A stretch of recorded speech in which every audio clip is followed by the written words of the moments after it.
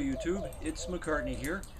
This is a follow-up video because there was a lot of questions on my comb manipulation video, which I'll put a link to right there. Anyway, people were asking about the hair clip solution for broken comb. Now, as you should all know by now, you should always have your comb pointing towards the ground along that line of gravity. So you can do this. Again, the comb is on this plane, but eventually you're going to break a comb. Now, at the beginning, you're going to break a comb through no fault of yours. You are going to have some cross-combing going on, meaning that you have several bars lined up, and what happens is the bees build not along your angle of your bar, but they build at a cross-comb because it's more stable. They are natural engineers. You are going to have to cut that out pretty quick. Do not let your bees cross-comb on you. So, you've got a comb you're cutting off. Now you've got to attach it back to a bar. What do? I told people you use women's hair clips. I've got a couple here, for example. They're nice and black. There are two sizes I use, depends upon how big the comb is. The first is the really big one. The second is a smaller one. It's about the right size to put around your finger. So, how do you attach it to the bar? People keep asking me, well, that's a great idea, but how do you attach it to the bar? There's several people who've put that in the comments below. So, this is how you do it. First, look at this and this hair clip. I made sure I bought hair clips that have holes in the top. There's gunk in that hole right now because it's been used. But there's a hole right there at the top of the clip.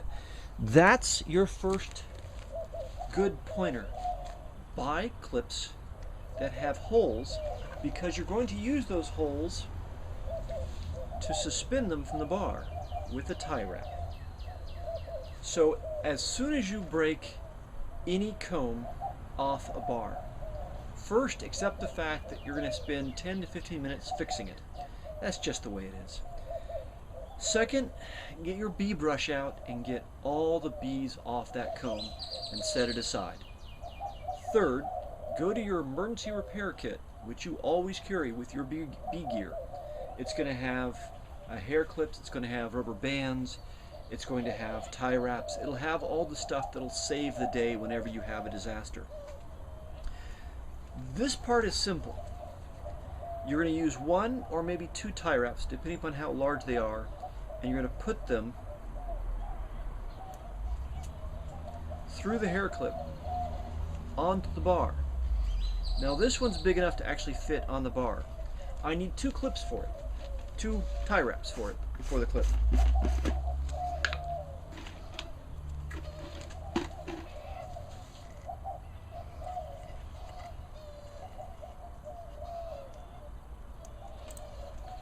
Okay, there's my hair clip. There's just one on this bar, but in a real situation, I'm going to put 2 to 3. So I would attach a second clip over here. Do not be deluded that because the hair clip you've put on, and I've tried this to use just one, just because the hair clip I put on holds it, doesn't mean it will keep holding it. The bees are off the comb right now. They're going to get back on the comb when you put it back in the hive, and they're going to put stores in it. They're going to put food in there. They're going to put pollen in there. It's going to gain weight, and it's going to exceed the tensile strength of the comb and fail again. So, for a comb this size, I should use 2. Now, for combs that are fairly new, in this case, this had a single comb in it, a hair clip. This had a single hair clip in it, and I cut it out after it reattached. But that was because the starting comb was a very small piece. It probably had brood in it, and it was probably from a cutout. I didn't want to lose my brood on an early hive because that will really kick them back by a week to 2 weeks when I'm trying to race that hive to get to strength for honey flow. So I didn't want to lose brood comb. Honeycomb. When honeycomb breaks, you're done.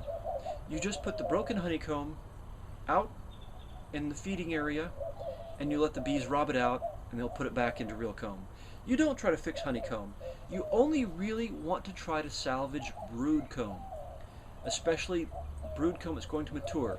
You are going to clip on to parts of the brood comb that will destroy some brood in the first 3 or 4 layers of cells. That's okay. But in general, you try to save brood comb. Now, this is spring right now in Texas. It's about to get into summer. This is the time of year when the first honey flows start, and that means that they'll be building out new comb. So you need to be on the lookout for this new comb coming in. If it cross combs it, don't let them get away with it. Immediately fix it. At some point I knew I was going to have to do a video about advanced comb management. In order for you to understand what's going on, you need to understand about comb itself. Comb has different colors, and there are reasons it has different colors. Old comb, like this, is dark for 2 reasons. First is foot traffic. Bees travel across it, so it's called travel darkening. On the bee's feet is propolis in small, tiny amounts, and statistically a small amount gets deposited into the wax, so this becomes dark. The second reason it is dark is that this comb was brood comb, and as brood comb, there have been larvae pupating in there into becoming bees.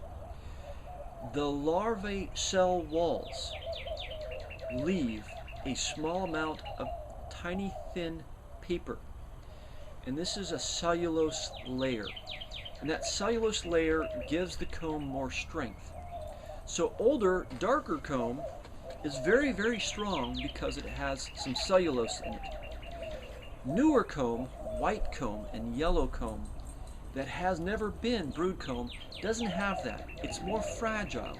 You can more easily tear it as you're lifting a bar out. Or when a hive is brand new, it might collapse. One of these very, I want to say, fragile combs. Some beekeepers talk about comb curing, that comb hasn't cured. Well, that's what we're talking about here. The comb hasn't cured if it's still white or yellow, a bright yellow. So you've got to take care of those carefully. As a beekeeper, you need to have a sense of touch almost to know how to repair comb.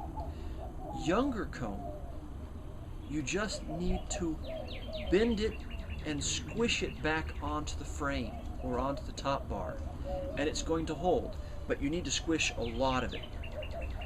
Older comb, you can't squish it back on. That cellulose makes it really hard to do that.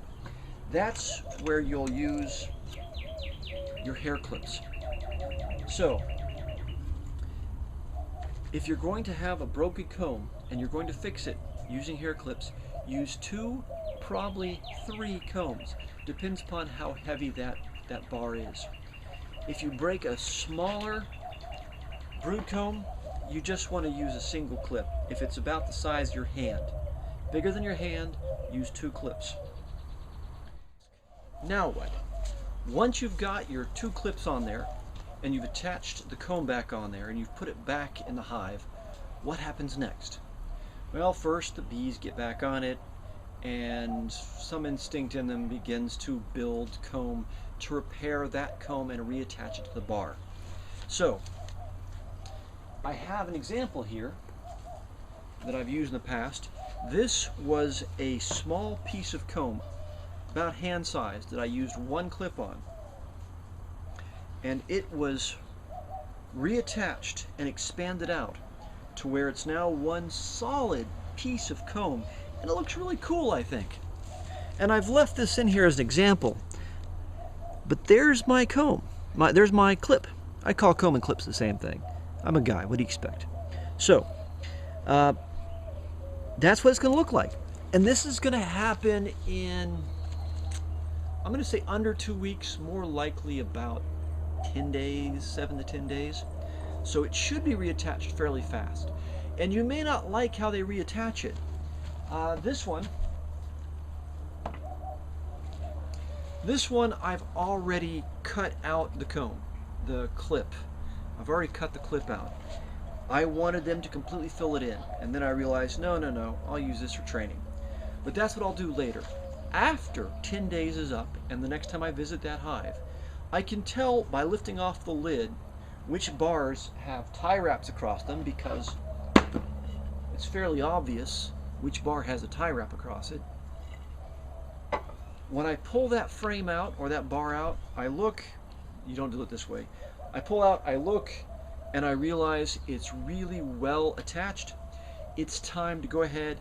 I cut these tie wraps off the top. I pull the frame out. I brush all the bees off. And then I pull the tie wraps from the wax. The wax holds onto those tie wraps pretty tight. It's tougher than you think. And then I take my hive tool and I just carve out the comb. And now we're back to a nice organic bar. So that's what happens afterwards. So I hope you understand now that you have two types of comb to deal with. Comb which is cured, comb which is uncured. The really mushy new comb, you just squish back on the bar if you break it. It usually will hold. If it doesn't hold, it's a small comb anyway, so no big deal. If it is a developed comb that is cured, that is blackened, you have to use hair clips to reattach it. That's all I can say. There are other ways to do it. This is the easiest. If you have a needle and thread, you can sew a comb back in place and it'll be repaired in 10 days. I found that to be really hard to do, especially with gloves on. Sewing with gloves on? Really? Not going to happen. So, good luck, good beekeeping, and watch out this spring.